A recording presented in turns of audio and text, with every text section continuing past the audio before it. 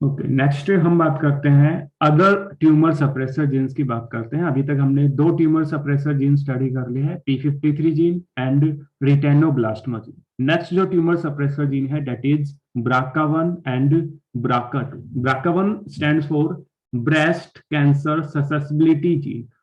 ये जो breast cancer ससेसिबिलिटी जो जीन्स है ये कैसे होते हैं, ट्यूमर सप्रेसर जीन्स होते हैं। दैट मीन्स जो नॉर्मल कॉपी होती है BRCA1 और BRCA2 जीन्स की, वो क्या करती है, सेल्स के अंदर जो ट्यूमर है उसको क्या करती है, सप्रेस करने का काम करती है। अगर इन BRCA1 एंड BRCA2 जीन्स के अंदर क्या हो जाए, म्यूटेशंस हो जाए, तो क्या काज करती है, ब्रेस्ट एंड ओवेरियन कैंसर्स को क्या करती है, काज करती है। तो जो BRCA1 जो जीन है एंड BRCA2 जो जीन्स है, ये जो जीन से क्या करते हैं, कुछ प्रोटीन्स को क्या करते हैं, इनकोड करते हैं। ये जो प्रोटीन्स है ये जीनोम के अंदर जो स्टेबिलिटी है उसको मेंटेन करने का काम करती है थ्रू दी डीएनए रिपेयर। जैसे ही डीएनए के अंदर कोई भी जीनोमिक डैमेज होगा, कोई भी डीएनए डैमेज होगा, तो उस डीएनए डैमेज को क्या करता है, रिपेयर करता है बाय दी होमोलोगस रिकॉम्बिनेशन। अगर सेल्स के अंदर BRCA1 जीन्स क्या होंगे, इनएक्टिव होंगे या म्यूटेटेड हो जाएंगे, तो इनके अंदर जो सेल्स के अंदर जो प्रोटीन है वो इनकोड नहीं होगी। दैट मीन्स जो जीनोम की जो स्टेबिलिटी है थ्रू द डीएनए रिपेयर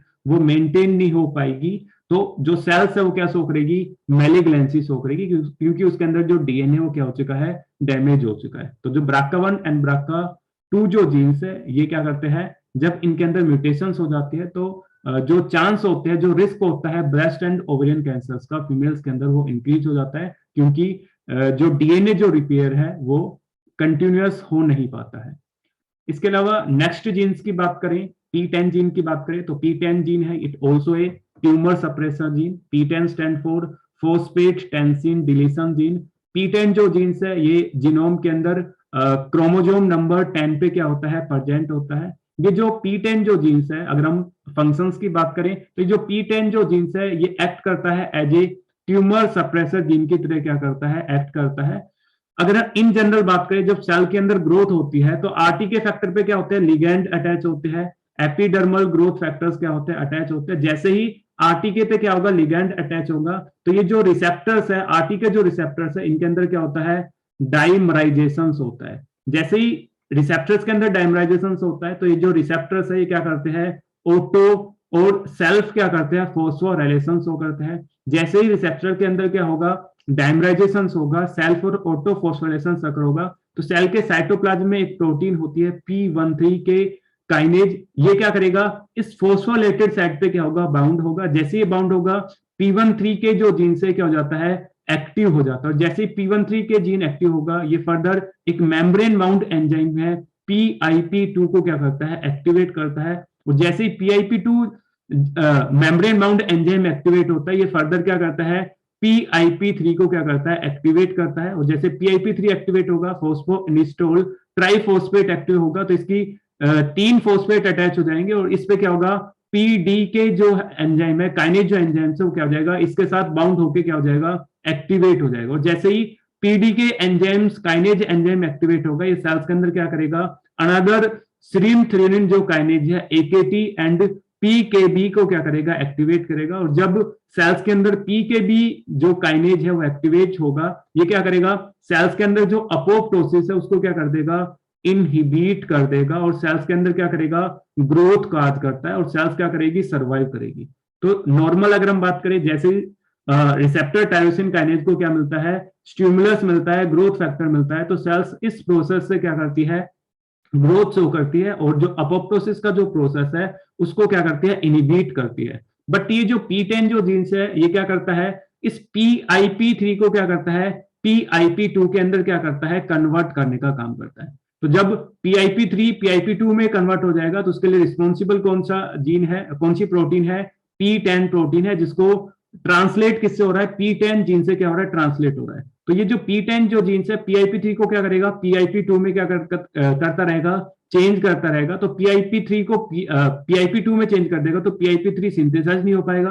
और PIP3 सिंथेसाइज नहीं होगा तो प्रोटीन जो आपका PIP3 डिपेंडेंट जो काइनेज है वो क्या रहेगा, इनिबिटेड रहेगा।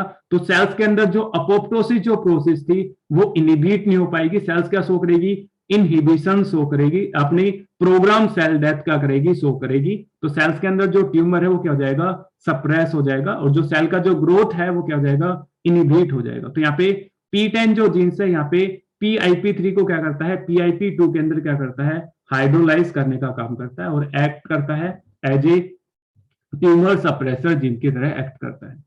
Next other tumour suppressor genes की बात करें, P16 इनके 40 की बात करें, तो P16 इनके 40 के जो जीन है वो प्रेजेंट होते हैं क्रोमोजोमर नंबर 9 पे प्रेजेंट होते हैं। तो P16 इनके 40 क्या करता है, सेल्स के अंदर जो CD के जो 4 है उनको क्या करता है, इनिबिट करता है और सेल्स को G1 फेज के अंदर क्या करता है, अरेस्ट करके रखता है। तो P16 इनके 40 फंक्शन क्या है, इनिबिट दी CDK4, ये CDK4 को क्या करता है, इनिबिट करके रखता है।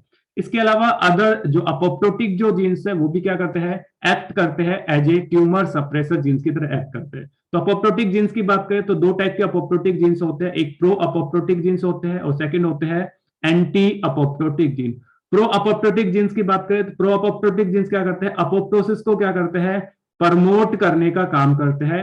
वाइल अगर हम एंटी अपोप्टोटिक की बात करें तो अपोप्टोसिस जो प्रोसेस है उसको क्या करते हैं, इनहिबिट करने का काम करता है। तो एंटी अपोप्टोटिक जो जीन्स है वो क्या करते हैं, एंटी अपोप्टोटिक प्रोटीन को सिंथेसाइज करते हैं। जैसे एग्जांपल की बात करें BCL2 प्रोटीन की बात करें तो एक ऐसी होती है एंटी अपोप्टोटिक प्रोटीन होती है। जब सेल्स के अंदर BCL2 प्रोटीन्स होगी तो सेल्स के अंदर जो अपोप्टोसिस है वो क्या रहेगा, इनहिबिटेड रहेगा।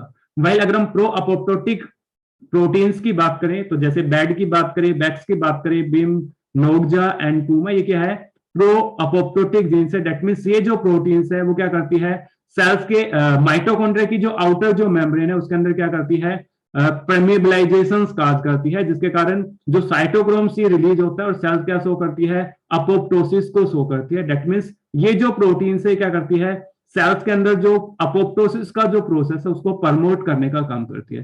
तो सेल्स के अंदर अपोप्टोसिस प्रमोट होगी, दैट मींस सेल्स क्या करेगी, डेथ शो करेगी। तो सेल्स के अंदर क्या होगा, जो अनकंट्रोल जो डिवीजन है वो क्या हो जाएगा, स्टॉप हो जाएगा। सेल्स मेलिग्नेंस नहीं होगी क्योंकि वो क्या शो करेगी, अपोप्टोसिस शो करेगी। तो प्रो अपोप्टोटिक जो जीन्स है ये एक्ट करते हैं as a tumour suppressor genes की तरह एक्ट करते हैं। वाइल एंटी अपोप्टोटिक जो जीन्स है क्या कर रहे हैं, सेल्स के अंदर अपोप्टोसिस को इनहिबिट कर रहे हैं, और सेल्स के अंदर अपोप्टोसिस नहीं होगा तो सेल्स कंटिन्यू क्या करती रहेगी, डिवाइड करती रहेगी, क्योंकि उसके अंदर डेथ काज नहीं होगी। तो सेल्स वर्चुअली कैसी हो जाएगी, इमोर्टलाइज हो जाएगी। तो जो एंटी अपोप्टोटिक जो जीन्स है वो एक्ट करते हैं एज ए प्रोटो ऑन्कोजीन्स की तरह क्या करते हैं, एक्ट करते हैं। तो ये कुछ अदर जीन्स थे जो एक्ट करते हैं as a tumour suppressor jeans.